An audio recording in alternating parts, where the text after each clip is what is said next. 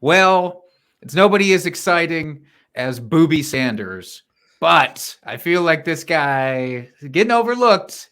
It's Alexander Mattison talking about another running back. I get it. It's Alexander Mattison. He's been in the league for 4 years and he hasn't been the starter. Sorry that the Vikings decided to draft somebody so good to sit behind Dalvin Cook. Yeah, no That's kidding. not his fault.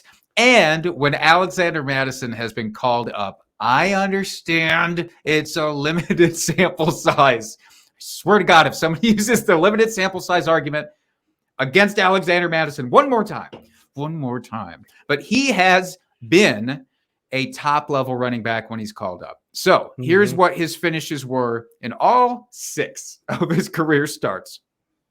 Only one of those times, his very first start, has he been worse than RB13. Every other time, he's been at least that or above in those. So again, I understand, grain of salt.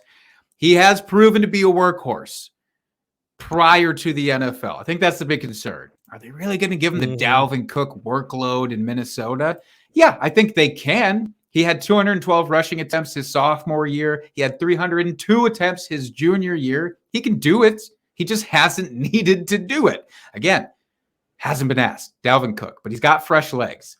He's the RB31 in Fantasy Pros consensus dynasty rankings. He's behind Dameon Pierce, RB18 in dynasty.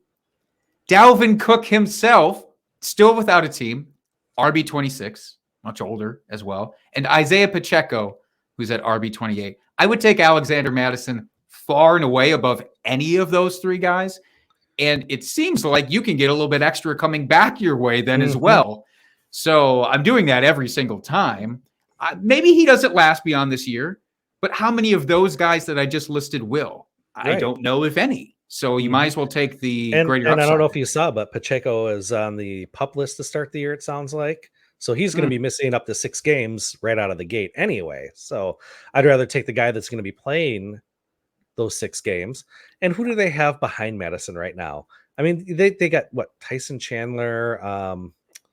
They just drafted a guy this year. I mean, they're interesting guys. I think they'll be good spell guys for him, but I could see him, in like a 60-40 split with those other 2 guys where he is going to end up getting the bulk of the carries. It will be interesting to see how he's utilized though. If they're really going to go pass heavy in this offense, even more so now that Dalvin Cook's gone. They've got JJ there, complete stud.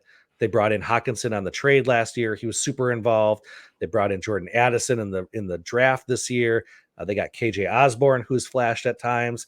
So, I mean, are they really going to move this offense to more of like a spread type offense and really air it out, which Mattison can catch the ball. So it's like he'll still be useful regardless, and should get some good looks down by the goal line too, I would think.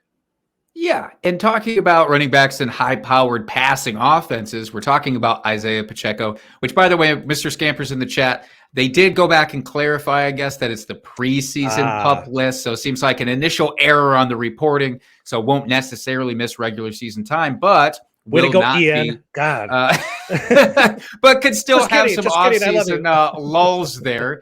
Maybe CEH still steps up. Who knows? But yeah, that's right. Again, that's a guy in a high-powered passing offense. I would still much rather have Alexander Mattison at that point. So I just think it's weird.